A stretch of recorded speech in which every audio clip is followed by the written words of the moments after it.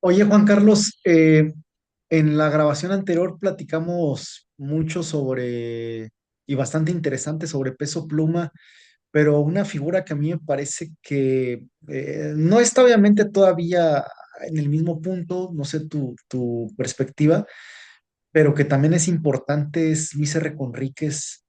Me gustaría si podemos platicar de este último trabajo reciente, ¿no? En las plataformas y también que podamos discutir este concepto de corridos bélicos realmente, porque, ¿sabes? He estado escuchando su música eh, y me pregunto si la enunciación en cada corrido de corridos bélicos, si eso basta para etiquetarlos como tal, ¿no? O si es más una estrategia de posicionamiento mercadológico.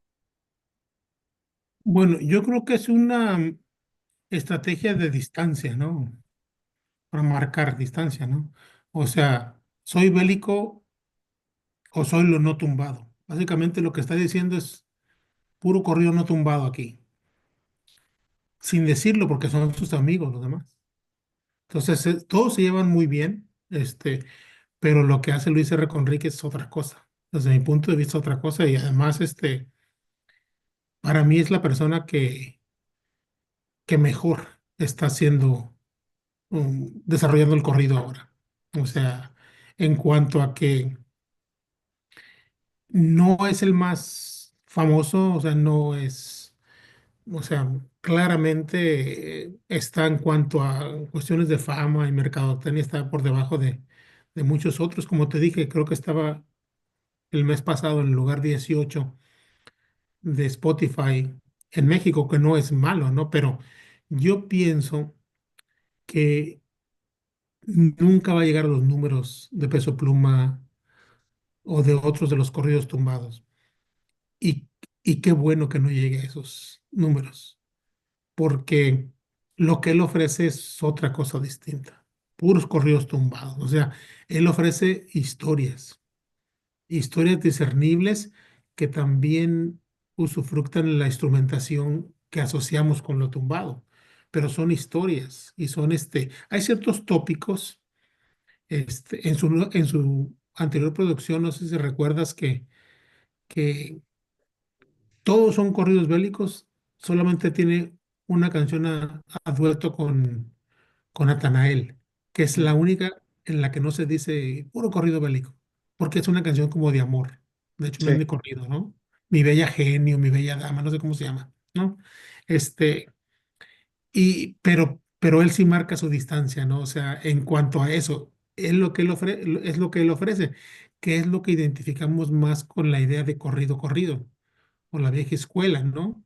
Que La cuenta una tamalera, historia, por ¿no? ejemplo, ¿no? El corrido de la tamalera con Por banda. un ejemplo, pero otros que creo yo que marcan más esta idea de ciertos tópicos es esta noción de el que cuida el terreno, que Mm. aparece en tantos corridos. Somos los que cuidan la plaza, o sea, y en ese sentido, eh, lo bélico, pues está en la misma narrativa, ¿no? Porque somos como la patrulla o los encargados, ¿no? Los encargados de cuidar cierto terreno, aquí nadie se mete, esas ciertas cosas así, ¿no? O sea, simplemente no tendría que decir corrido bélico, pero yo creo que de alguna manera es como decir, estoy ofreciendo lo que no ofrecen los demás. Y, eh, pero está el clima musical hecho de tal manera que algunos de los otros colaboran con él y él colabora con los otros. Es decir, hay gente que está claramente definida en el bando de corridos tumbados como Natanael Cano, ¿no? El que se le da crédito por ser el inventor, pero otros como Pluma o como Doble P van y vienen un poquito. O sea, Es de hecho, Peso Pluma empezó con estos corridos bélicos en cuanto, bueno, el belicón que es de él, pero bélico, sí. se le suma y es algo que también reconocieron eso lo reconoció George Trahin en esta premiación de los Billboards. Dijo algo así, no te parafraseando, muchas gracias a Luis R. Conríquez, quien no tenía que habernos dado la oportunidad y nos dio la oportunidad de grabar con nosotros en términos muy justos además, como que no se puso sus moños. Y es verdad, o sea, en esos primeros temas que no fueron los primeros, pero los primeros que realmente destacaron, pues los hizo junto con Conríquez, ¿no? Este, y después se fue un poquito más hacia lo tumbado y va y viene. Pues su pluma, creo que también es parte de su éxito, ¿no? Pero para mí, indiscutiblemente, el cantante que está de los nuevos, que está como manteniendo el género, eh, no quiero hablar de pureza porque nunca he sido de eso, pero con ciertos elementos al menos reconocibles de corrido con Ríquez, o sea, con su producción. A mí, yo pienso que ese disco, Corridos Bélicos 4, es uno de los mejores discos de los últimos años, Sí, totalmente. corridos en general. Es otra cosa, Sí, ¿no? y además hay uno también a través de ese disco puede derribar el mito, ¿no? De que solamente le graban a los del cártel de Sinaloa, porque No, allá es que como aparecen te dije hace corridos. rato, ahí está repartido. Hay Exacto. varios corridos para el noreste, hay muchos corridos para el Pacífico Sinaloa, pero también Sonora, ¿eh? Y Sí, corridos para Jalisco. sí, O sea, sí, él le canta pues a los tres y buenos corridos. O sea, no, tampoco sí. no podemos decir que, no, los mejorcitos son los de cierta región, no, buenos corridos realmente. Y las participaciones, pues yo también soy parcial a la música que hace Tony Aguirre, por ejemplo. Me parece un gran compositor, gran cantautor, pero no es tan conocido. No es ese tipo, es gente que le va muy bien, pero no es tan conocido, ¿no? Pero es que lo que sucede es que en el campo, pues hay muchísima gente que vive muy bien, es lo que la gente no entiende. La gente solamente piensa que hay una noción de superestrella, pero hay muchos de muchos de estos cantautores o cantantes o intérpretes que llegan a su casa el lunes con $30,000 del fin de semana, libres ya, que no son superestrellas, pero que son sólidos. Es gente que siempre está llenando lugares, lugares pequeños o medianos, ¿no? Entonces, de eso hay muchísimo, porque uno luego se enfoca en los que llenan 15 20,000, pero hay otros que están contentos con llenar lugares de 4 o 5,000. A veces hacen un trato con el local para repartirse los gastos de cerveza, es decir, mitad y mitad, lo que la gente consuma. Entonces, es un negociazo,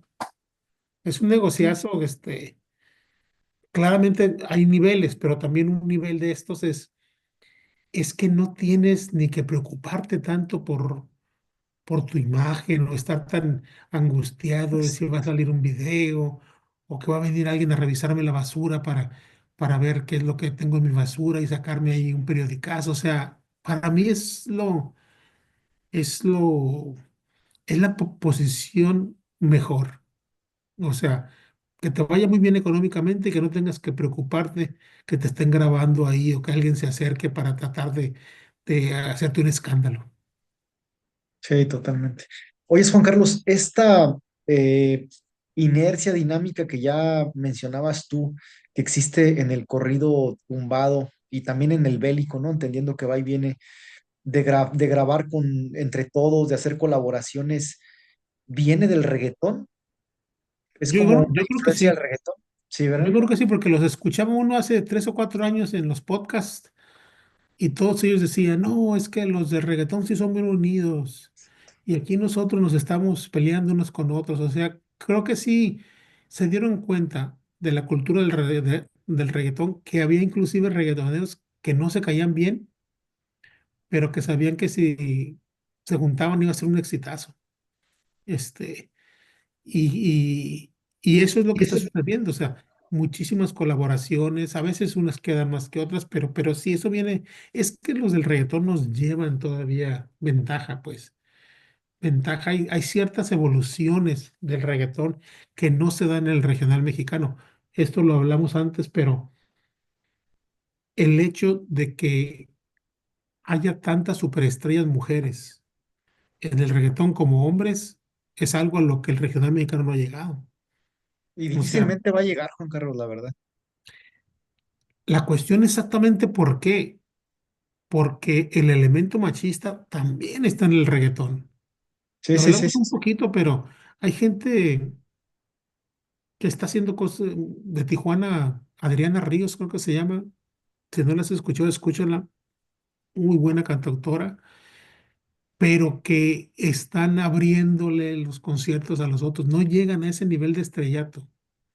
Este, eh, y en eso, pues, no, nos llevan. Sí, los que abrieron camino fueron los reggaetoneros, lo que es increíble porque originalmente surgió de una islita que geográficamente muy pequeña, aunque tiene una gran densidad de población, pero Puerto Rico es muy pequeño. Entonces es muy meritorio que saquen tantos músicos con influencia internacional, pero también que saquen tantos boxeadores a nivel también internacional, o sea, es muy pequeño, ¿no? Pero vemos ahí también que se está desgastando un poco el género. Yo he estado viendo, no sé qué tan cierto sea, pero no es la primera vez que lo veo que, por ejemplo, conciertos de Bad Bunny cancelados o semivacíos. Entonces uno tiene que darse cuenta, ¿no? Sabia virtud de conocer el tiempo, ver cuando vas un poquito de bajada. Sí. Juan Carlos, metiéndonos al asunto del lenguaje en el correo tumbado, yo veo que hay, por ejemplo, confusión colectiva en redes sociales y tal, porque se habla de la tusi, lavada, rosa. Entiendo que es codificación que se refiere a drogas, ¿no?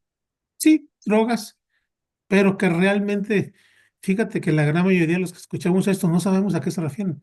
Y no importa, porque de todos modos medio se comunica el mensaje y y son corridos tremendamente exitosos. Si nosotros que hablamos español nos confundimos, Sí, sí.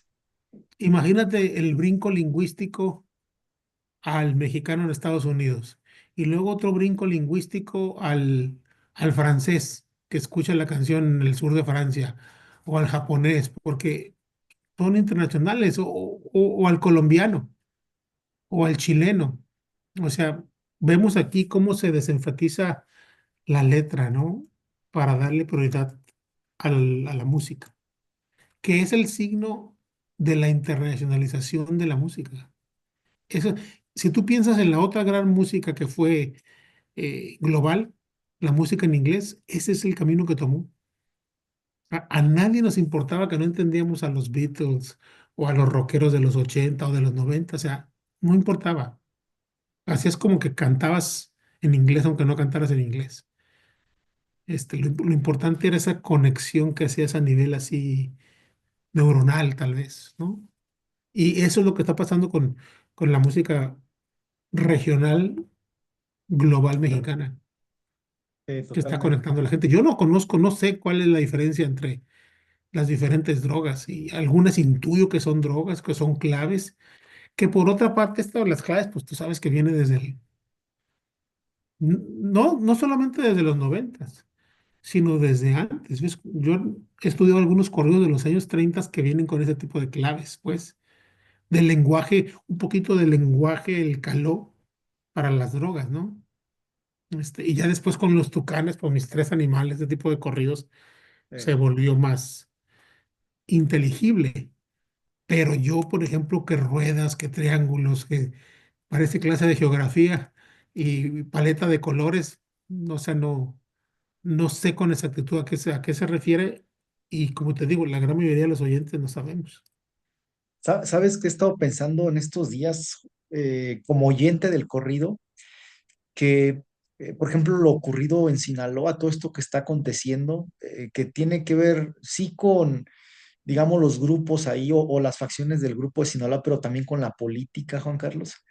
Como que, no como, sino mi percepción como oyente es que esta sumatoria de acontecimientos históricos a uno también le permiten construir o percibir una profundidad en los corridos tumbados que antes de estos episodios históricos yo no era al menos capaz de visualizar, ¿no?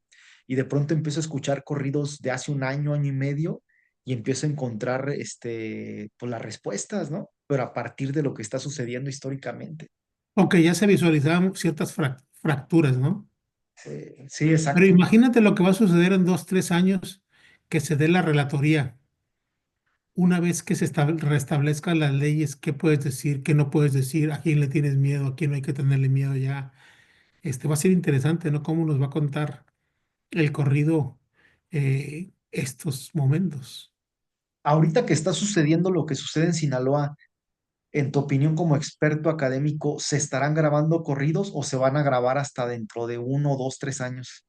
Yo pienso, desde mi punto de vista, yo pienso que se están produciendo, pero no diseminando.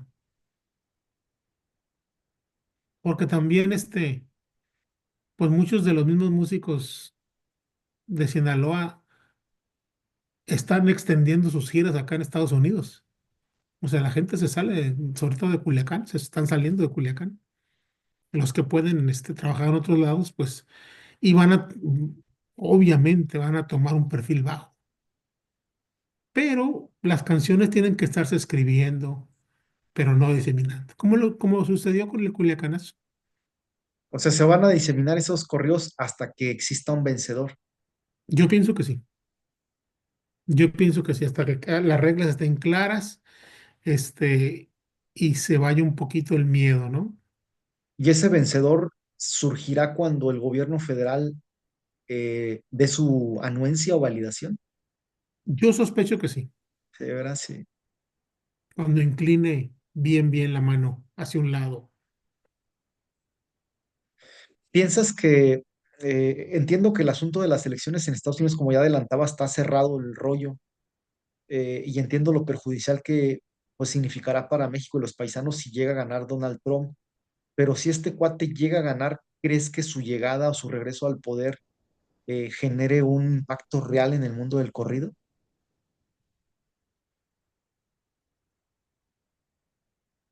No, no sé porque, como te digo, estoy confundido en cuanto a que la primera vez yo sí pensé que iba a, a influir y a haber un cierto renacer del corrido del emigrante, corrido de conflicto étnico, pero a mí me desconcierta que tenga tantos seguidores. Órale. Entonces, quizá se le compongan más corridos a él todavía, porque la manera en que yo pensé que esto se iba a desarrollar el 2016 es que iba a impactar el mundo del corrido en cuanto que se iba a incrementar el conflicto étnico, que sí se incrementó y todo, pero ahora es otra cosa distinta al 2016. O sea, hay un gran apoyo, donde quiera te encuentras, mexicanos apoyando a Trump, latinos apoyando a Trump, o sea, como grupos, pues. Entonces habría que ver cómo se desarrolla eso, ¿no? Pero sí, y de una manera un poquito rara, porque es esquizofrénica, porque por una parte es borrar lo mexicano un poquito en cuanto a esta idea de engrandecer la noción de lo que es Estados Unidos, que es una fantasía también, como todos los constructos, ¿no? Pero esta idea de trae Estados Unidos, bring America back, ¿qué es Mm, Estados Unidos, no? Sino una mezcla de muchas culturas. Pero sí, mm, creo que podría afectar a nivel en Estados Unidos, pero tal vez si su conducta, si ganase y su conducta hacia México fuera muy agresiva, también desde el lado, es decir, corridos desde México, en contra de él. ¿Me explico? O sea, no sí, solamente en el contexto mexicoamericano, sino desde México una producción de corridos reaccionando al contexto. Es que sí, el ahora corrido siempre ha reaccionado al contexto. sí, a mí me queda claro que si llega Trump va a ser un desmadre, pues, o sea, en muchos ámbitos, pues, ¿no? De que van a pasar cosas, van a pasar cosas. Lo que le dejen, porque también otra cosa que queda claro es que está controlado. Por eso es que dice esas idioteces él. Si yo tuviera los generales que tuvo, no quiero decir la palabra para que no te desmoneticen, pero el jefe del nacionalsocialismo en Alemania, Es el este, pintor austriaco.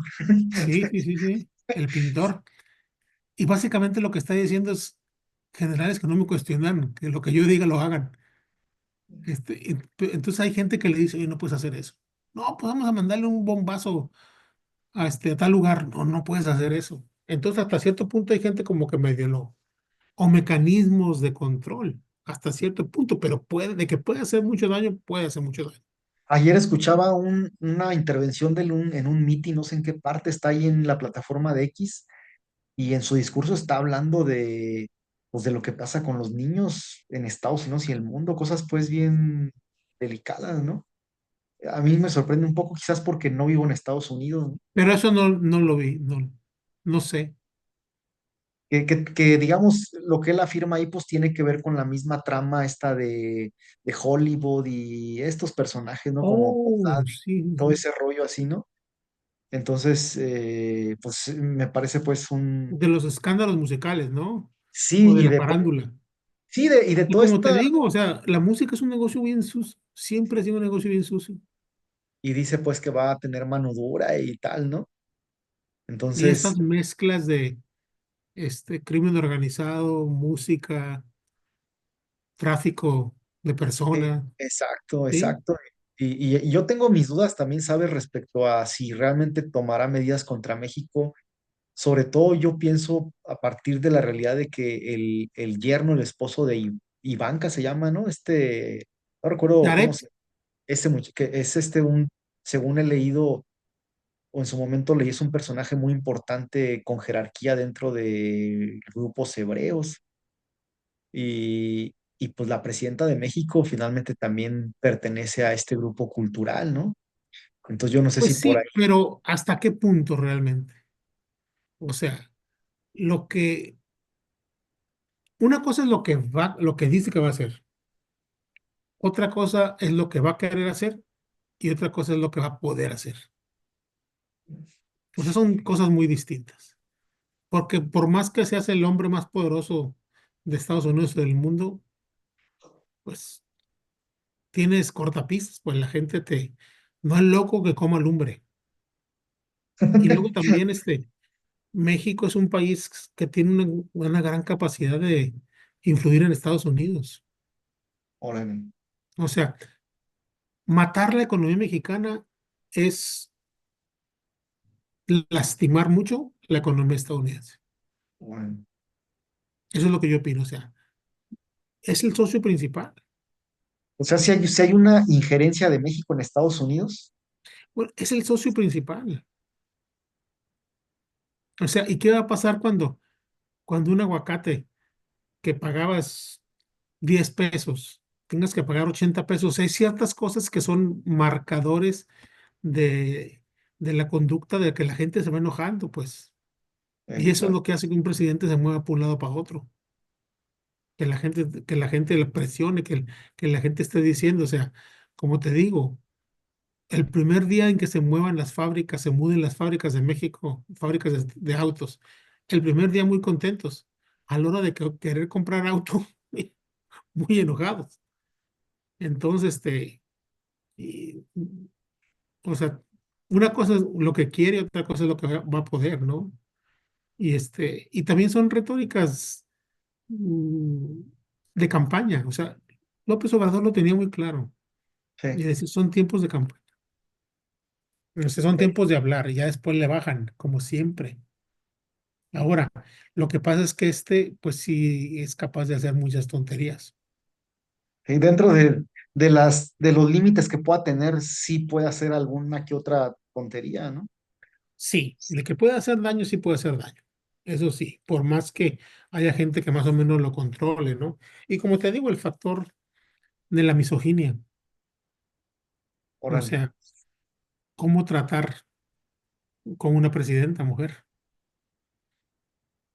mandaría a Pero la también hija es un poco impredecible, porque yo debo decir que a mí me sorprendió mucho su relación con Obrador. y... O sea, que es como que la antítesis de él, ¿no? Alguien así de un extracto socioeconómico, muy, muy pobre.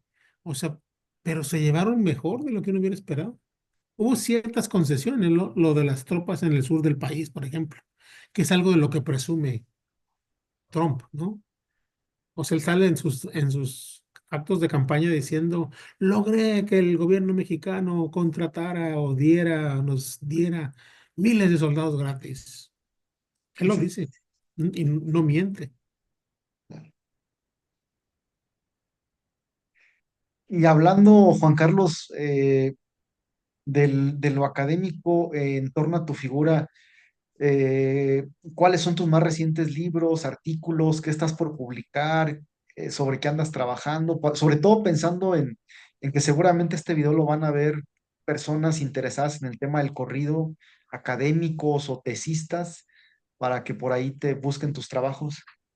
Pues mira, yo tengo un manuscrito terminado, que me está costando más trabajo del que yo pensé en colocar, que es el manuscrito de propia voz, usos y costumbres en el regional mexicano, que habla de algunas de las cosas que hemos hablado aquí, ¿no? Esos tejimanejes de la industria. Y es un manuscrito que yo escribí a raíz de la pandemia y del desarrollo e incremento de los podcasts. O sea, cómo ante la incertidumbre de los tiempos, los cantantes y los músicos en general se conectaban en vivo porque todo lo hacíamos de manera virtual y empezaban a ser más explícitos en cuanto a los usos y costumbres de sus carreras, ¿no? Y de ahí después fueron surgiendo como podcasts, se invitaban unos a otros y después ya de manera más oficial un podcast ya que se reanudó la convivencia, pero ciertas prácticas que antes se negaban totalmente o se justificaban, empezaron a, empezaron a hacerse más explícitas. Entonces, lo que me puse yo a hacer es recopilar mucha de esa información y es un libro o un manuscrito que lo tengo estructurado como en viñetas, ni siquiera capítulos, ¿no? Reconstruyendo desde diferentes fuentes, por ejemplo, lo que pasó en Morelos con Beltrán Leiva, esa famosa tocada, ¿no? Que además trastocó la noción de la relación músicos y crimen organizado, ¿no? Sí. Cuando veíamos esas fotos de Ramón Ayala, esposado y arriba de los camiones, todo eso, que es que fue un momento, yo recuerdo que a los 2 días de eso, yo tenía una cuadrilla de Univisión en mi casa Sí. para un segmento de un programa que se llama o llamaba Aquí Ahora con Teresa Rodríguez, para un segmento que tenía que ver sobre eso, ¿no? Este, en ese segmento que después salió a la luz, fue la primera vez que yo vi a Anabel Hernández, porque era otra de las entrevistadas. Órale. Porque uno tiene curiosidad, ¿no? Tú y yo estamos en lo mismo. ¿A quién más estar entrevistando, no? Uno a veces hasta dice, ¿no? ¿Ya te comunicaste con Luis Omar? No, porque él me mandó contigo. Ah, bueno, este, ahí bajaba ya de una escalera y la periodista, pero entonces no era tan conocida, obviamente, como lo es ahora, ¿no? Pero ese tema fue un tema realmente importante porque abrió esta idea que todos conocíamos, pero de la relación entre los cantantes y las privadas, ¿no? Entonces, por ejemplo, uno de los viñetas que es unos más largas tiene que ver con eso, ¿no? Desde el punto de vista de algunos de los que estuvieron ahí, Órale. hablando en diferentes lugares y qué se corrobora y qué se disputa, o sea, las diferentes narrativas, como armando qué fue lo que pasó, pero desde el punto de vista de los músicos, ¿no? Cómo los llevaron al periplo, cómo les dijeron que iban para un lado, aunque ya sabían ellos, que, o sea, ya les habían tocado todos los que estaban ahí, chicos, que les tocaban de manera regular al grupo de Beltrán. Pero hubo ciertas cosas, ¿no? Que se atrasó la logística. Entonces, por ejemplo, estaba Eliseo Robles primero, pero se Ey. fue alargando, les fueron posponiendo, ya estaban en un hotel y dijeron, no, 2 días más, en 2 días más, y Eliseo Robles, supuestamente a lo que hice yo, o sea, tuvo que ir. Y entonces ahí es que entra Ramón Ayala. Fíjate, uno pensaría que es al revés. Ramón Ayala entra a suplir a Eliseo Robles.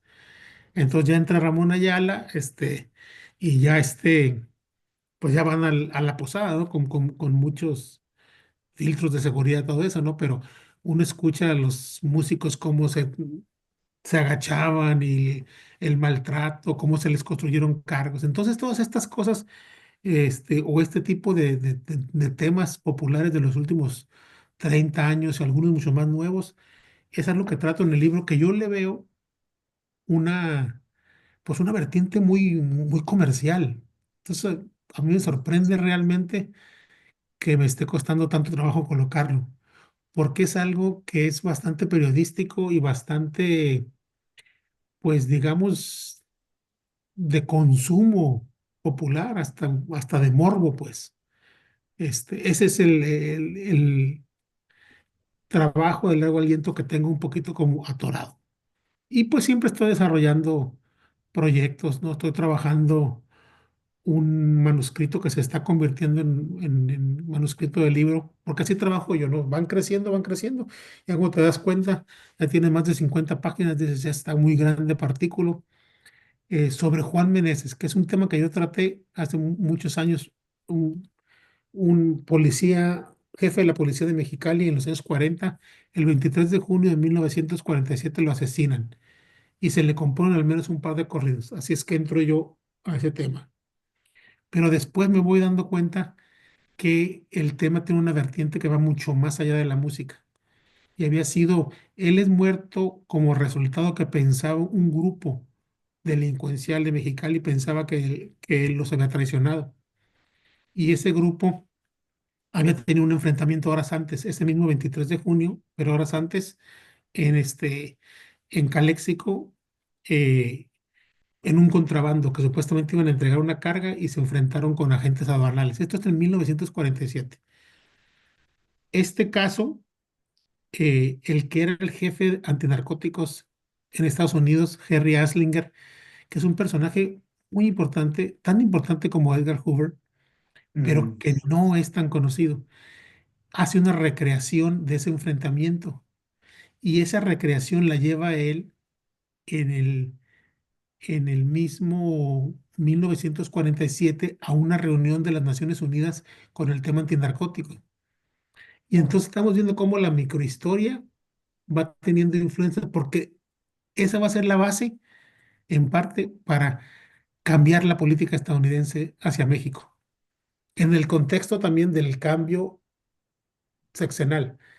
Ávila Camacho había dejado la presidencia y había tenido Ávila Camacho mucha cooperación con Estados Unidos y Estados Unidos con Ávila Camacho. Pero entra Miguel Alemán y se dispara el narcotráfico. mm, Acuérdate los casos que después de su chofer y que su primo los encontraban cruzando, ¿no? pues, Entonces, este señor Aslinger, este, hace una pequeña peliculita de una recreación de ese enfrentamiento y lo usa como para alimentar esta idea de la política estadounidense antidrogas, Estados Unidos como un policía mundial, que mm, básicamente puede entrar a cualquier lugar, ¿no? Para proteger sus intereses, ¿no?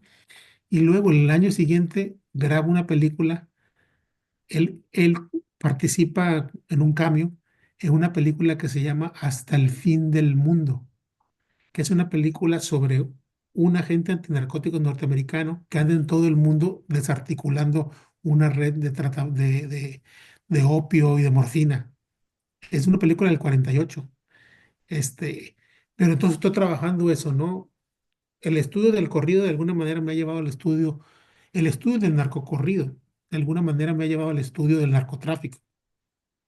Yo no me considero historiador del narcotráfico, pero cada vez hago textos que contienen más historia del narcotráfico. sí, claro. Entonces, en este proyecto del jefe Meneses, pues me aviento completamente, y ta- creo que, creo que va a resultar algo iluminador en tanto que pensamos muchas veces y se escribe, colegas escriben que lo que está pasando es algo reciente, ¿no? O si quiere, o piensan en la historia antidrogas estadounidenses en los principios de los 70 cuando se funda la DEA. Pero había el Buró Antinarcóticos desde los años 30 y antes de eso los prohibicionistas durante la era del alcohol. O sea, hay una historia de Estados Unidos en cuanto a manipular y controlar cómo se ve la droga en el mundo, este, pues de casi 100 años ya, o más de 100 años. Cómo han ido ellos criminalizando. Imagínate la influencia que ha tenido eso en el mundo. O sea, los encarcelados, los muertos. Y México tiene una visión de los 30, una visión con Lázaro Cárdenas de el drogadicto como enfermo. Y había tratamientos y había políticas oficiales que no criminalizaban.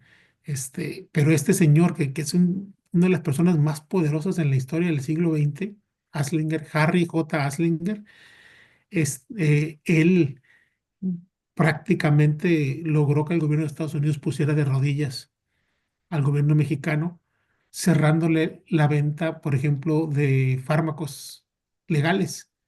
Entonces le dijeron a Lázaro Cárdenas, pues, o al gobierno de Lázaro Cárdenas, ¿sabes qué? Vamos a dejar de venderte estos fármacos a no ser que cambies tu política de política social. O sea, lo que el tratamiento de la drogadicción lo daba la Secretaría de Salud y después pasó a la PGR, digamos. Pero todo eso fue desde Estados Unidos. Entonces, ese es un proyecto que me llama la atención. Órale. Entonces, ¿qué será que sale en unos meses? No, no, no, no. No, yo soy lento para escribir. Y luego, aparte, como hago dos, tres cosas al mismo tiempo, o sea, tengo como unas 60 páginas ahora.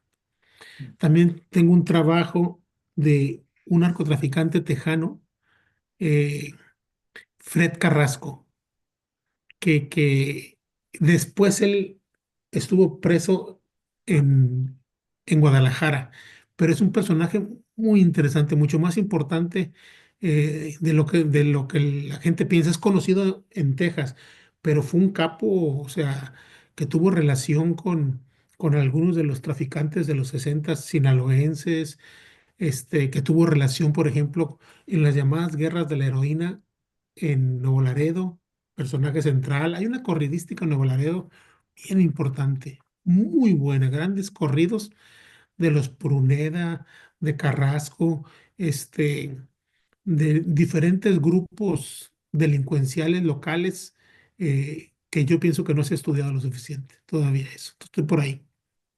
Órale. Pero igual también, como académico investigador, se antoja también un poco como difícil o no tan cómodo ir a hacer trabajo de campo a Nuevo Laredo, ¿no? Sí, no, yo estuve en Nuevo Laredo el año pasado. Pero sí, es una zona muy caliente todavía. Sí, sí, sí. Sí, no, pero mucho de esto se puede avanzar discográficamente. Creo que es la manera más lógica de hacerlo. Eh, O no sea, tanto como meterse al archivo. pues sí, pero muchos archivos ya están digitalizados y, o sea, son gentes que, pues, de los personajes de los años 60 y 70, los actores son otros, pero esa región sigue siendo muy peligrosa. Claro, De sí, sí, hecho, sí. eh, las personas que estuve yo en un congreso y las personas que tenían que regresar a X lugar en México, había una logística de cómo irse para evitar. Había como una ruta así que, y horarios. No, pues no hay que pasar por aquí a tal hora, o que hay que darle la vuelta por tal lugar, ¿no? Entonces son lugares que pueden ser. Y sobre todo que el noreste, desde mi punto de vista, siempre ha sido más violento. Aún en los años 90, 2000, Sí, o sea, eso es parte de lo que hablamos hace ratito, ¿no? Que acá en Sinaloa siempre ha sido relativamente pacífico. sí, sí, sí, sí, sí, sí, sí. Sí, a mí me parece que tiene que ver, claro, con la propia historia de la región, pero yo siempre he percibido a Sinaloa como una zona más aglutinante, como más homogénea.